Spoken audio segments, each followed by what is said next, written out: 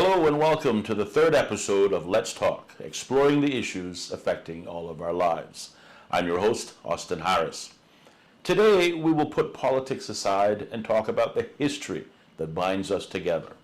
Today we will explore the Discovery Day holiday that we just celebrated, why we celebrated it, its history and significance to Cayman culture. From there we'll pivot to December 5th, 1831, when at Pedro St. James our forebears met and decided to form the first assembly of justices and vestry, and finally to July 4th, 1959, when we received our first constitution and effectively the foundation of modern Cayman. If you enjoyed today's episode, remember to like, share, and subscribe to our channel. Also, feel free to leave any comments or questions you may have, and we will either reply to them here on the podcast or directly via YouTube.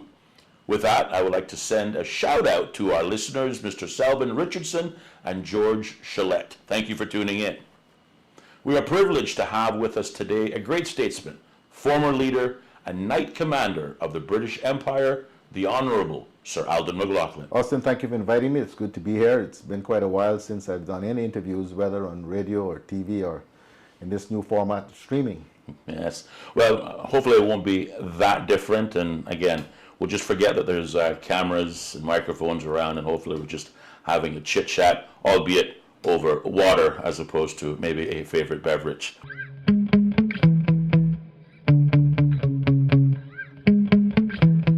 Sir Alden, again, pleasure to have you as our guest in studios. And I think one of the reasons why I thought it would be great to have you as our guest when talking about history is that I've always found you to be a lover of history, and certainly someone who is well rooted in Cayman history in particular. That I am, especially a lover of things Caymanian and Caymanian history. And so I believe that Discovery Day should be really, these days, more about us discovering Cayman. Yes.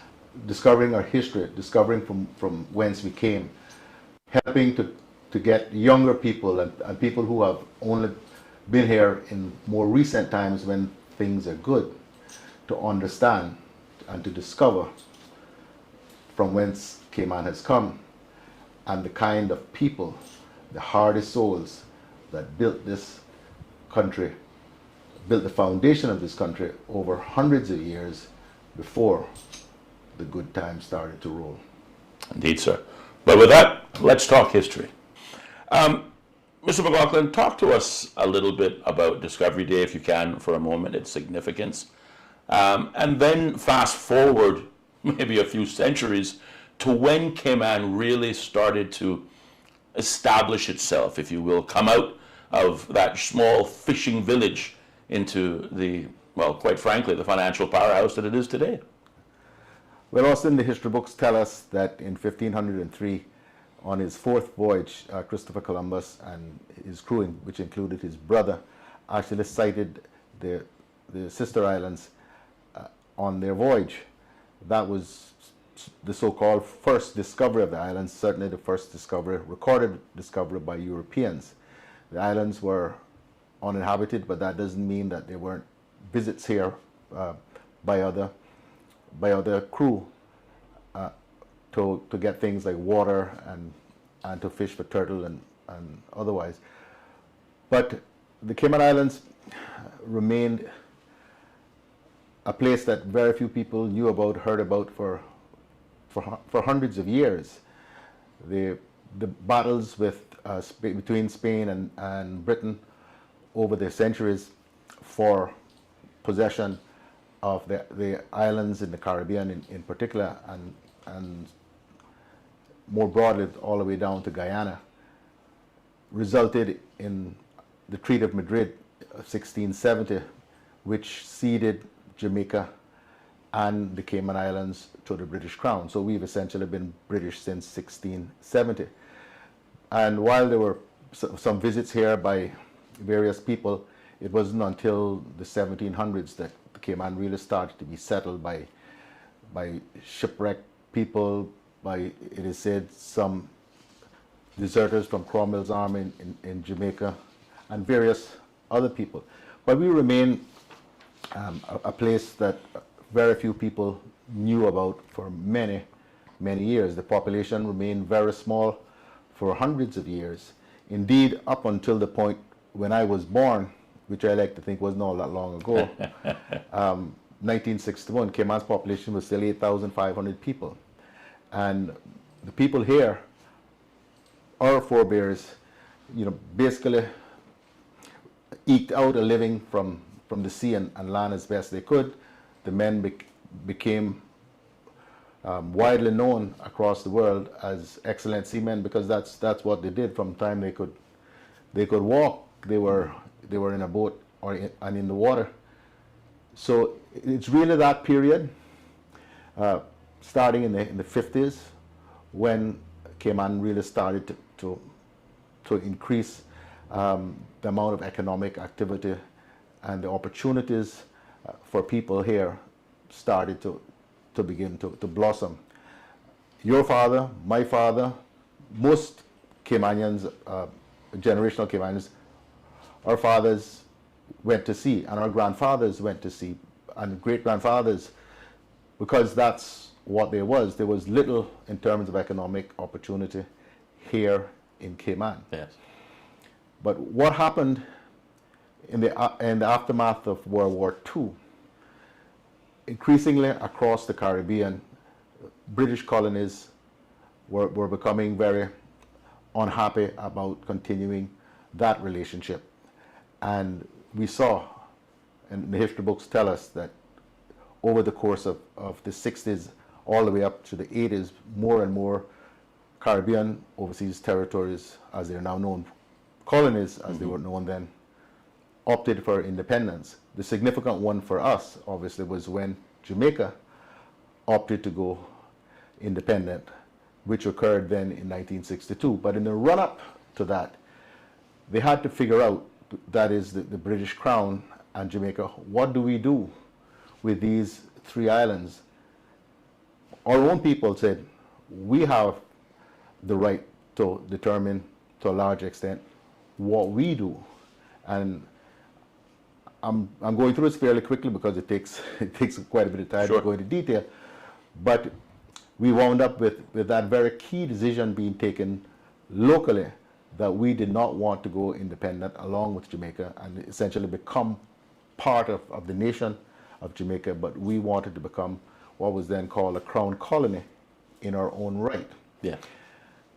And as part of that whole process, Cayman got its very first constitution in 1959.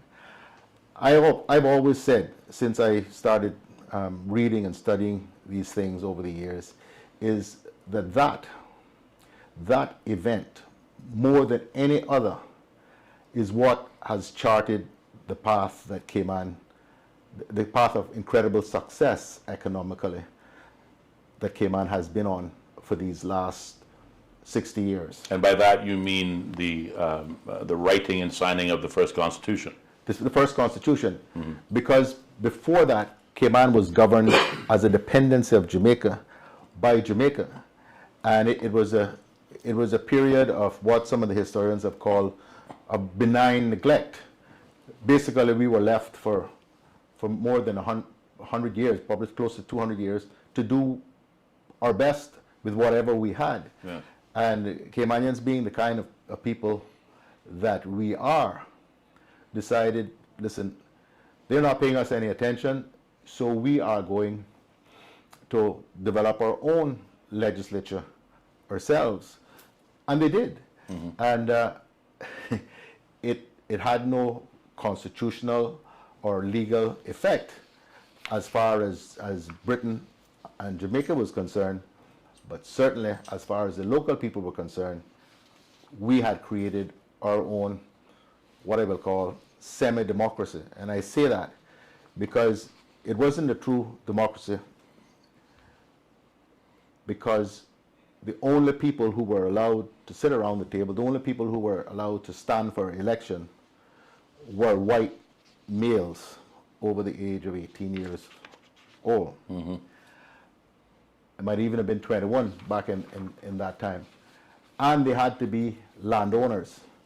So it was a very, very different time, but it was an attempt of having some form of representative government. That had to be formalized by Britain, which I think happened in about 1831, when they passed an act of parliament in the UK, essentially legitimizing this assembly, which had been created by our own people up at Pedro St. James. The date now escapes me. I don't remember quite what the date was, but I'm sure you will have that there. 5th of December, 1831. 1831. So what happened in 59, though, and with Jamaica going independent, is for the first time Cayman had the ability to start to make some decisions itself, or at least to influence the making of some decisions. We wound up with our first, with the Legislative Assembly, and then we had, for the first time, an Executive Council which had on it local people. Yes. Although they were in a purely advisory capacity to the commissioner, or administrator, and ultimately governor, as the case may be. But it is when Caymanians started to be able to influence key decisions that we saw the development of Cayman, the nascent tourism industry, and what is now called financial services. That term had not been invented back then. That we saw these things starting to develop. And what has happened since then is absolutely incredible.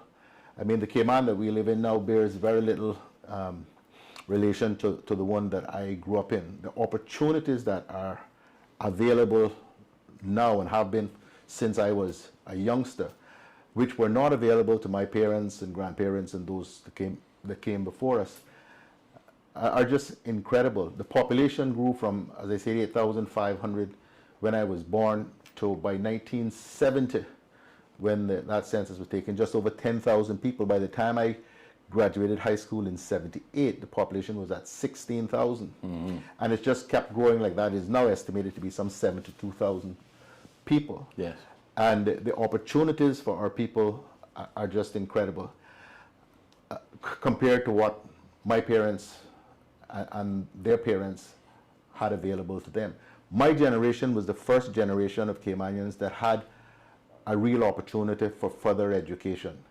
Yes, there had been a few exceptional people or persons whose families had some money that did get the benefit of further education, but for the masses of Caymanians, high school was as far as you got. In fact, when my mother and father finished school, there was no high school. And they both did what was then called the third-year pupil-teacher Cambridge exams.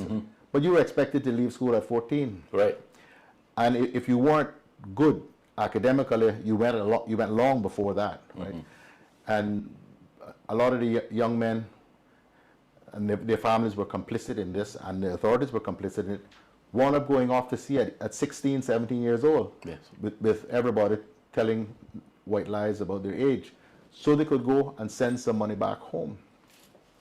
So what we've seen is a transformation of what was, without question, one of the poorest islands in the Caribbean for most of our history, become a world leader in financial services, an incredible tourism destination, vast opportunities for our people to participate in a whole wide range of employment opportunities in Cayman. No longer, and not for some time, have Caymanians children had to grow up with their father working away at sea for most of their life.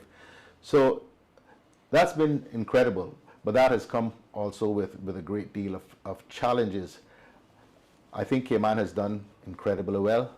Not many places in the world you would have been able to cope with such immigration without real social problems the way that Cayman has. That is not to say that that everything is smooth and sweet, but compared to to just about anywhere else in the world.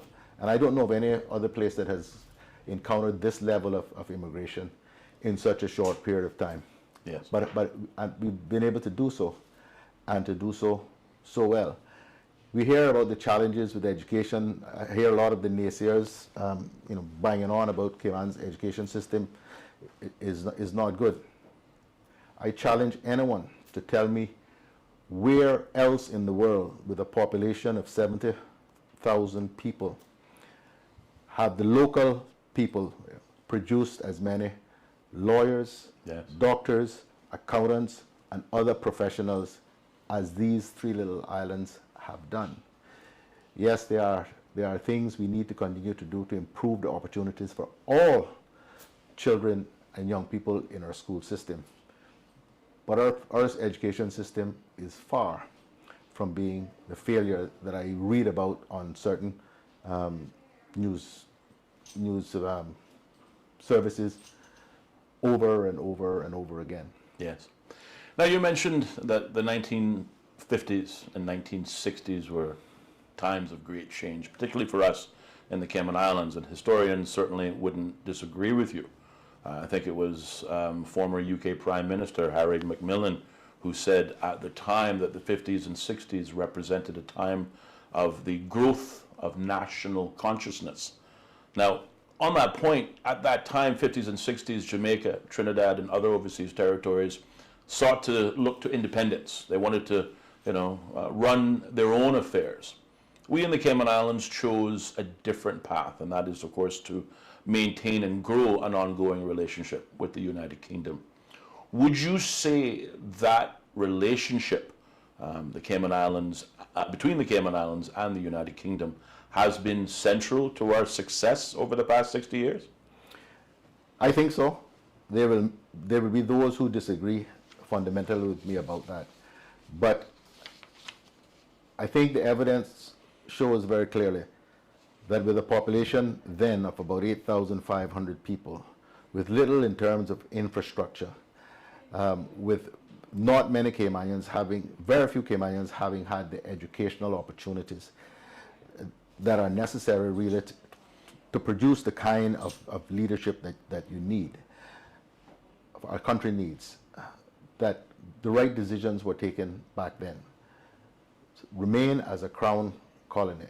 That created and still creates a real sense of security and confidence to people that the affairs of these islands are being administered properly, that it is a good place to invest, to do business.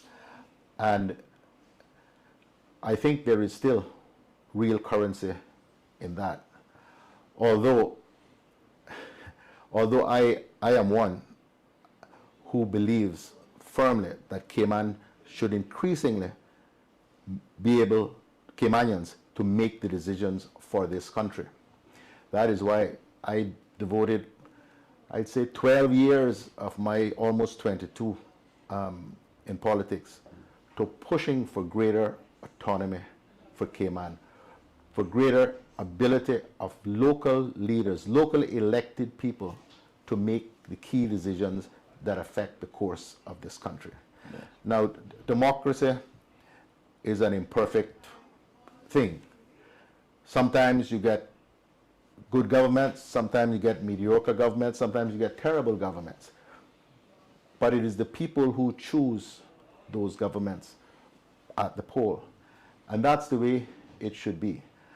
I believe that the massive strides that we took forward in the entire country, I shouldn't say the entire country, the majority of the voters in the country approving the referendum in 2009, which gave us the 2009 Constitution order, and the significant improvements or advancements on that which we were able to achieve in 2020 has placed Cayman in an incredible position, still having that good solid relationship with the United Kingdom and the credibility that brings, but with Caymanians firmly in charge of where the country goes in terms of policy making. I believe that we have built into the Constitution sufficient checks and balances to ensure that there is little opportunity for real corruption to take root. The standards in public life, well, the Auditor General was there, but the office has been enshrined constitutionally now. The Oversight Committee for the Parliament, all of these things, I believe, are absolutely critical, because we look around the region, we look around the world, and the countries that do poorest, or I should say the countries in which the people, the average people do poorest, are those which are rife with corruption. Nothing impoverishes a nation like corruption. And as I said, you'll get all kinds in government, because that's the way it works in a democracy. But as long as you have the agencies in place, the systems in place, and those systems themselves do not become corrupted, you can keep control, you can weed out those that are taking the wrong path, doing the wrong things for a country. And that builds confidence locally and internationally that this is a nation that is governed by the rule of law. And if you have issues with a government agency, you have an independent court to which you can take your grievance and get a fair result, not one that is influenced by politicians or other people. Yes. Those are the things that are key and have been key to Cayman's continued success in financial services and in the amount of investment that comes into the country. Indeed. Sticking with the historical context, under the last administration, 2017 to 2021, you established the Celebrate Cayman initiative. Maybe you can tell us a little bit about why you sought to introduce Celebrate Cayman, and what were some of the more memorable moments throughout the last 4 years, particularly as it relates to this initiative. Well, Austin, this goes back to the point I made earlier.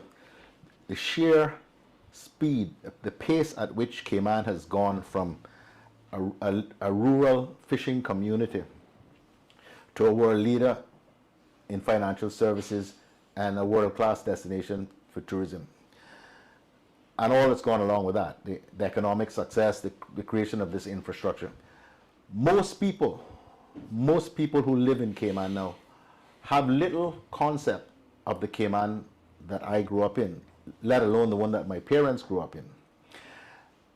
We have so many immigrants. The workforce now is more than 56% expat. So it is so easy for your culture and your heritage to be lost. Yes. When you have that pace of immigration. And so even Caymanian children were growing up, probably still are, largely unaware of where we have come from and what has built the foundations on which this country has been built.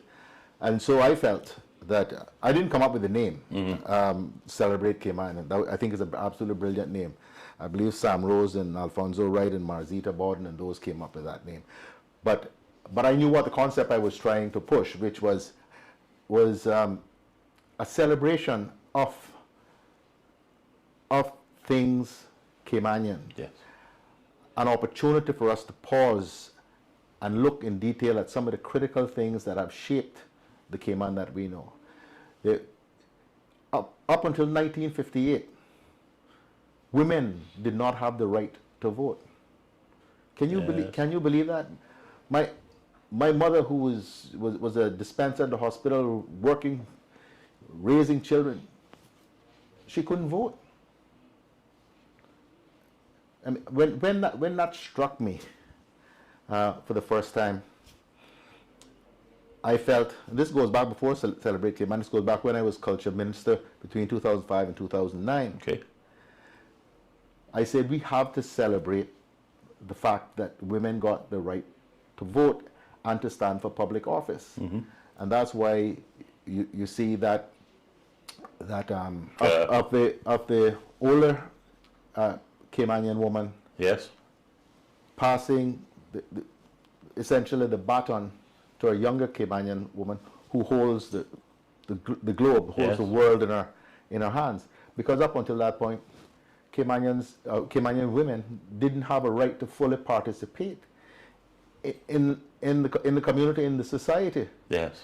So unless we take the time to pause, celebrate these things, explain them, you wind up in a place like Cayman where there is not very much institutional history Yes. in the minds of people, because most of the older folk have passed on. It'll get lost. Certainly will. It'll be relegated to history books, but the average Caymanian or person who lives here will have no idea. And indeed, many of them that have come here in recent times believe that this place was just, I believe, somebody wove a magic wand and it was created. Voila. Right. So, a lot of, you don't hear much of that anymore, that Cayman had no culture, because our culture has never been the flamboyant one of, say, places like Trinidad and Jamaica. Yes. Right. We were always a much more quiet, introspective kind of people. I don't even know if we realized that what we were doing was actually culture. That's just the way we did it. Sure, indeed. Well, certainly, again, I remain grateful for the Celebrate Cayman initiative, and certainly we see the improvements that were made to Hero Square. Obviously made reference to it with the statue or plaque that's there to commemorate women's right to Monument vote. is the word. Monument is the word. There you go. Better choice of words. There are many persons who have been central to our early development, and we in the Cayman Islands seek to honor them every year as part of our National Heroes celebration in their various fields. Sadly, as each year goes by, we also lose a lot more of those great nation builders. Recently, we wished farewell to the distinguished former member of the Legislative Assembly, Mr. Benson Ebanks, Cayman National Hero and first Speaker of the Legislative Assembly, Ms. Sybil McLaughlin, Arlie James Miller, Cayman's last surviving vestryman, and most recently, local business leader, Uncle Bill McTaggart. An opportunity, Sir Alden, to speak on the contributions of these nation builders of our country. Yes, indeed. It's been sad to have lost, so many of them, one right after another in the last couple of months, for sure. And it is really the passing of an era. I always hear my father's words, in my ear. He's telling me all the time. He said, "My son, the young may die, but the old must."